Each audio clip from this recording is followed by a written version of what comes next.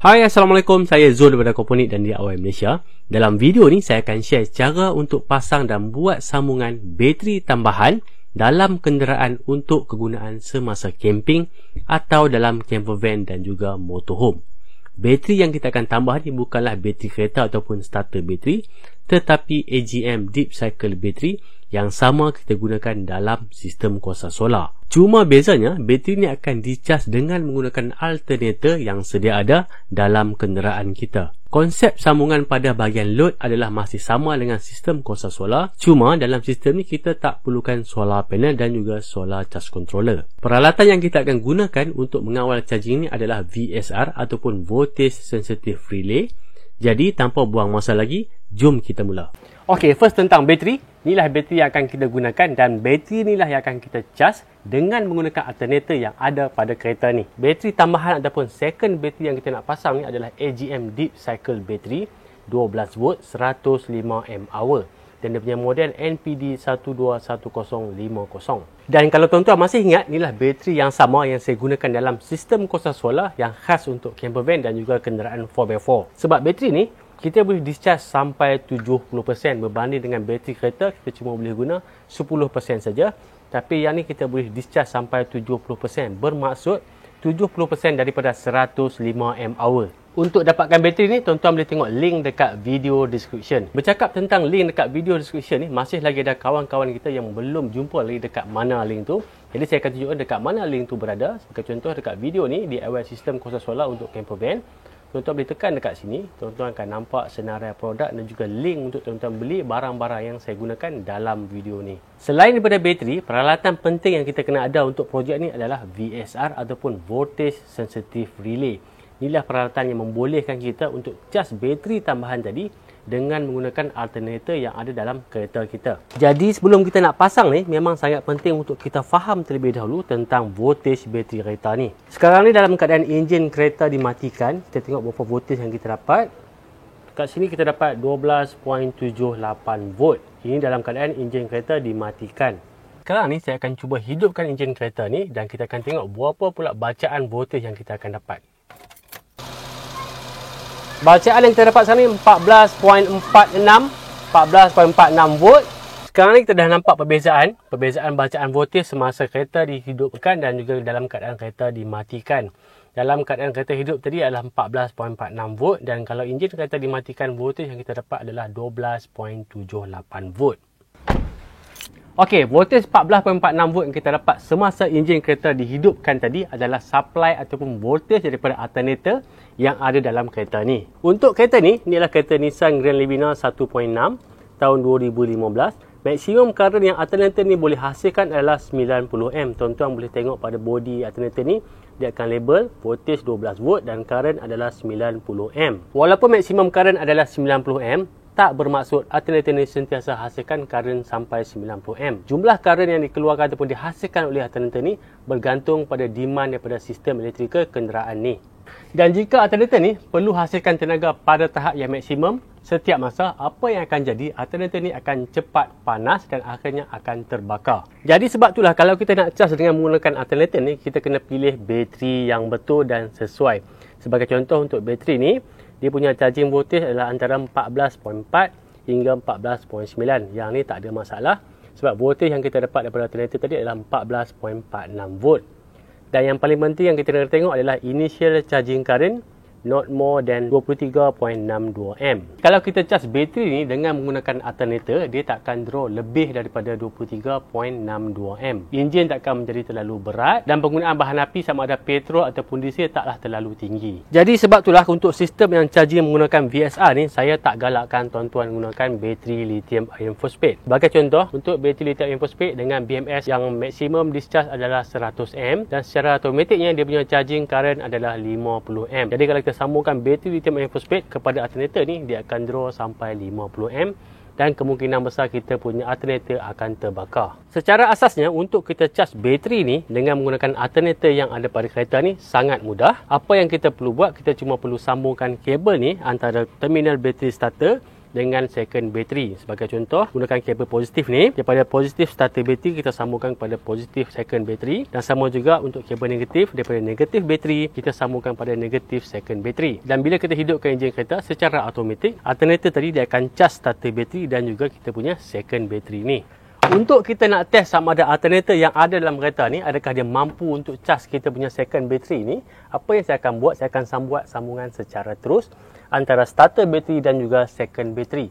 Kita akan sambungkan positif kepada positif dan negatif kepada negatif. Kita cek dulu voltage second bateri ni. Voltage second bateri 12.64. Tapi untuk test ni saya akan sambungkan kedua-dua bateri ni hanya dengan menggunakan jumper kabel ni saja. Negatif ke negatif dan positif ke positif.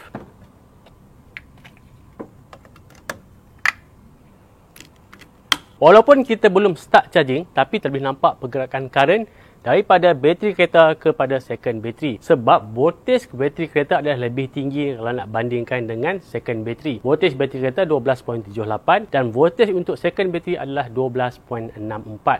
Jadi sekarang saya akan hidupkan kereta ni dan kita akan tengok berapa amp yang bateri tu akan draw daripada alternator. Kalau kita tengok sekarang ni, kita punya second bateri ni tengah draw 20.3 ataupun 20.2 amp daripada alternator. Pada masa yang sama, alternator ni akan cas kita punya starter bateri dan juga kita punya second bateri ni serentak. Okey, enjin ni dah running selama lebih kurang 20 minit. Kita tengok berapa charging current sekarang. Charging current sekarang dah turun pada 17.34. Bermaksud alternator ni dah charging kita punya bateri ni. Sebab tu bila bateri semakin penuh, charging current akan semakin berkurang. So kalau kita test voltage second bateri sekarang, mesti akan ada peningkatan voltage. Saya akan putuskan dulu sambungan tadi dan kita akan tengok berapa perubahan voltage pada kita punya second bateri ni.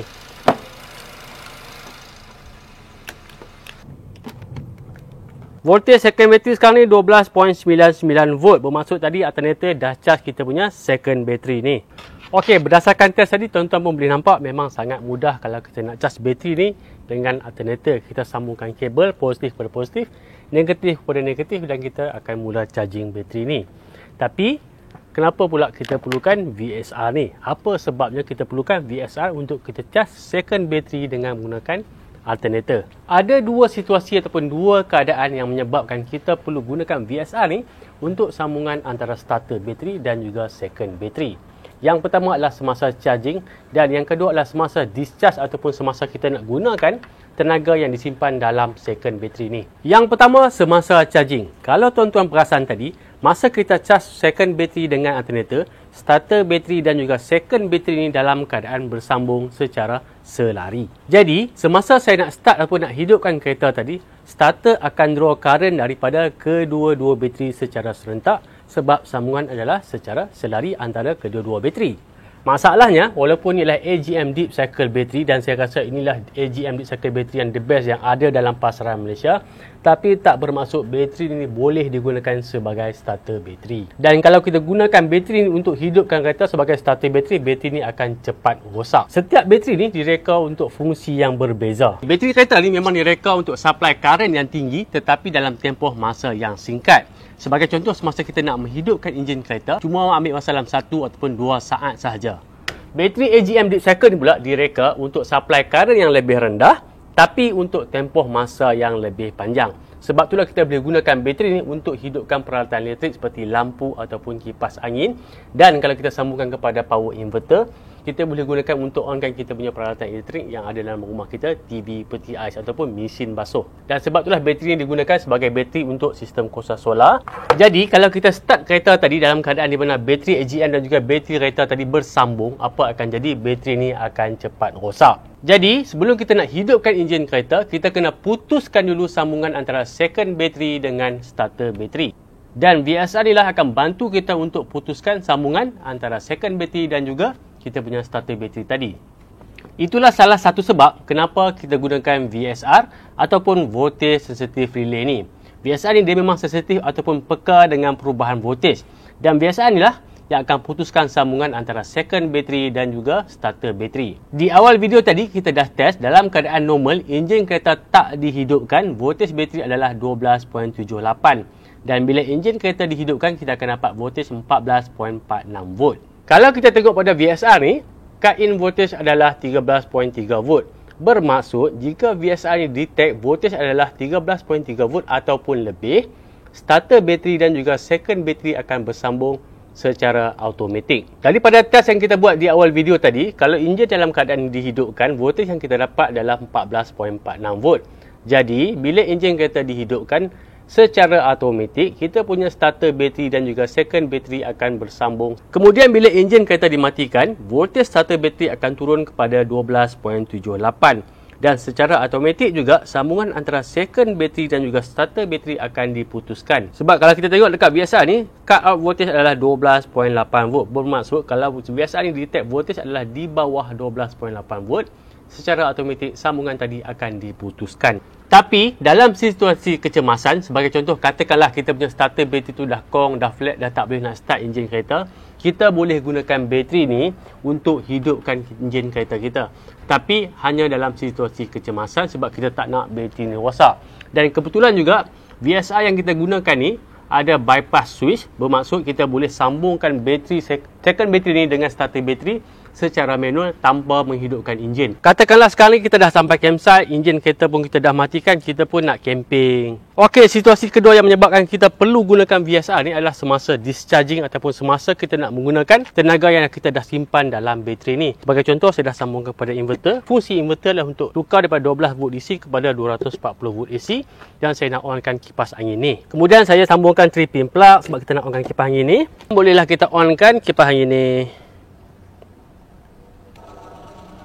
Okey, kipas angin kita pun dah hidup. Tapi masalahnya sekarang ni, inverter ni dia bukan saja draw daripada second bateri, tapi dia akan draw juga power daripada bateri kereta ataupun starter bateri, sebab sambungan antara second bateri dan juga starter bateri ni masih ada.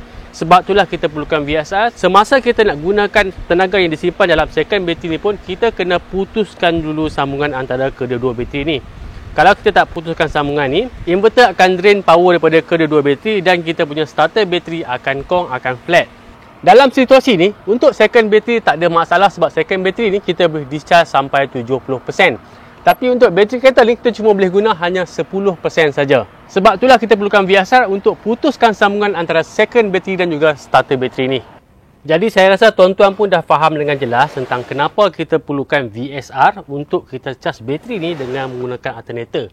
Jadi sekarang ni saya akan tunjukkan cara macam mana kita nak pasang VSR ni. Okey, untuk dapatkan VSR ni nanti tuan-tuan boleh tengok link dekat video description. Dekat situ saya letakkan link untuk tuan-tuan beli VSR yang sama. Untuk sambungan ada sebelah belakang ni. Kita buka cover ni. Kemudian tuan-tuan nampak satu wire ni, kabel untuk ground ataupun kabel negatif. Kemudian dekat sini kita ada dua terminal. Satu terminal untuk sambungan kepada positif starter bateri dan lagi satu untuk positif second bateri ataupun AGM bateri. Untuk kabel saya gunakan kabel 8 gauge ataupun 8 AWG sebab kebiasaannya second bateri ni kita akan letak di bahagian belakang kereta, jarak yang jauh. Jadi kita kena gunakan kabel yang lebih besar untuk atasi masalah voltage drop. Pada kabel ni saya dah pasangkan dengan fuse 60A. Tujuannya adalah untuk protect kabel ni. Sebab kabel 8 gauge ni maksimum current adalah 80A. Tapi to be safe, saya limitkan kepada 60A saja. Jadi kalau current yang lalu pada kabel ni lebih daripada 60A, fuse ni akan terputus. Ini adalah ciri-ciri keselamatan yang kita perlu ambil berat. Saya akan sambungkan dulu kabel tadi pada terminal untuk starter bateri dekat sini.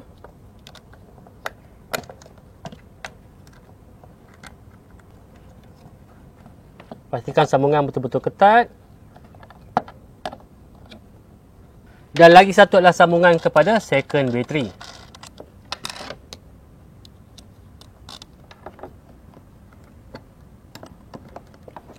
Okey, sambungan pada VSR dah siap. Jadi saya akan mountkan VSR ni pada board ni supaya mudah untuk kita tengok.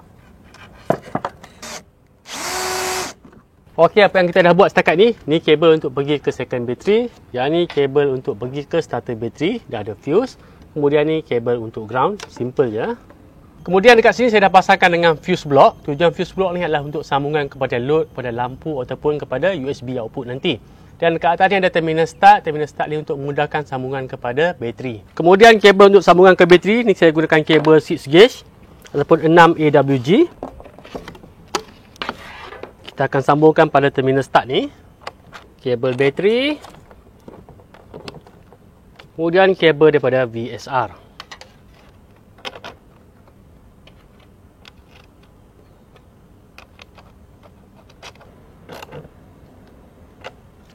Untuk negatif ataupun ground, ada 3 kabel yang kita akan pasangkan pada terminal start ni. Yang pertama kabel pada bateri, kemudian kabel ke starter bateri dan lagi satu kabel untuk supply VSR.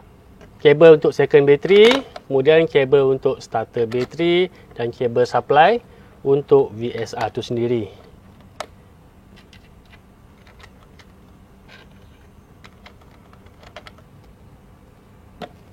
Jadi sekarang ni kita dah ada kabel untuk sambungan kepada starter bateri. Satu positif dan satu lagi negatif bateri. Saya nak pasangkan dulu kabel untuk fuse block ni. Untuk sambungan ni ada 2 kaedah. Yang pertama, positif tersambungkan pada terminal positif bateri dan negatif tersambungkan pada terminal negatif bateri. Ataupun kabel positif tersambungkan pada terminal positif bateri dan negatif ataupun ground kita sambungkan pada bodi kenderaan, sebab bodi kenderaan kita ni adalah negatif ataupun ground. Sebagai contoh, katakanlah bateri ni tuan-tuan nak letak di bahagian belakang kenderaan ataupun dekat bonet. Apa yang tuan-tuan boleh buat? Tuan-tuan cuma perlukan kabel positif ni saja daripada terminal bateri, tarik ke belakang bahagian kenderaan. Dan untuk negatif ni tuan-tuan boleh ambil dekat bodi kenderaan di bahagian belakang. Jadi kita tak perlukan 2 kabel yang panjang, kita cuma perlukan satu saja kabel yang panjang, iaitu kabel positif. Yang negatif kita perlukan kabel yang pendek saja. Tapi untuk demo ni saya akan sambungkan direct kepada terminal bateri, positif dan juga negatif. Okey, kabel positif kita dah pasang, kabel negatif pun kita dah pasang. Seterusnya adalah sambungan kepada kita punya second bateri. Kita pasang terminal negatif dulu, sebab masa sambungan terminal positif ni ada benda yang saya nak share dengan tuan-tuan. Kalau tuan-tuan masih ingat masa kita buat sambungan terus antara starter bateri dengan second bateri sebelum ni, apa yang akan jadi? Secara automatik current akan mengalir daripada starter bateri masuk ke dalam kita punya second bateri ni. Jadi sekarang saya akan pasangkan clamp meter ni. Kita tengok adakah benda yang sama akan berlaku juga. Saya akan sentuhkan kabel positif ni pada terminal bateri ni. Kita tengok adakah akan berlaku pengaliran arus daripada starter bateri masuk ke dalam second bateri ni. Kita zero kan. Okey, tapi kalau tengok ada 0.01, 0.03 tu normal lah. Saya akan sentuhkan. Okey, tak ada sebarang pengaliran arus. Bila tak ada aliran arus ni bermaksud dalam keadaan enjin kereta dimatikan, second bateri dan juga starter bateri tak akan bersambung. Dia hanya akan bersambung bila enjin kereta dihidupkan. Okey, sambungan kita dah siap. Jadi sekarang bolehlah kita cuba untuk hidupkan enjin. Kita tengok dia akan charging ataupun tak.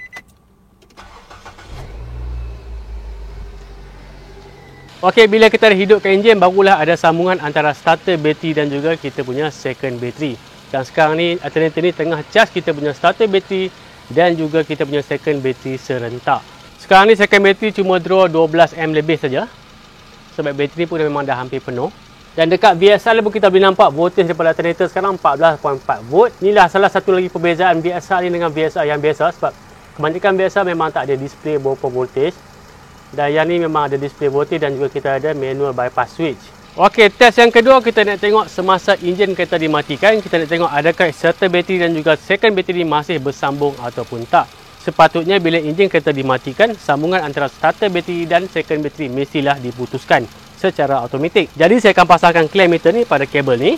Sekarang ni saya akan matikan enjin kereta. Kita nak tengok sama ada sambungan tadi akan terputus secara automatik ataupun tidak. Okey, kalau kita tengok ni dah tak ada drain lagi dah daripada starter bateri kepada kita punya second bateri. Ini normal. Ini adalah power untuk kegunaan VSR tu sendiri. Okey, nampaknya VSR ni pun berfungsi dengan baik. Bila enjin kereta kita hidupkan, secara automatik starter bateri dan juga second bateri akan bersambung. Dan bila kita matikan enjin kereta, secara automatik juga sambungan tadi akan terputus. Untuk ni mudah je. Kalau kita nak sambungan kepada load pula, apa yang kita boleh buat, kita boleh sambungkan sebagai contoh. Ini untuk USB output dan juga cigarette lighter port. Kita boleh pasangkan dekat sini. Kemudian kita buat sambungan kabel daripada fuse block kepada output ni. Dan untuk buat sambungan antara USB output ni dengan fuse block, tuan-tuan boleh tengok video sebelum ni dalam sistem Kosa Solar. Benda yang sama juga kita gunakan. Dan kalau tuan-tuan nak buat sambungan kepada inverter, tuan-tuan boleh sambungkan pada kita punya terminal start ni, positif kepada positif dan negatif kepada negatif. Nampaknya semua dah okey. VSR pun berfungsi dengan baik seperti yang sepatutnya. Dan untuk dapatkan semua peralatan yang saya gunakan ni, tuan-tuan boleh tengok link dekat video description dekat bawah. Dan akhir sekali, jangan lupa like dan subscribe YouTube channel Aquaponics Malaysia. Jumpa lagi. Assalamualaikum.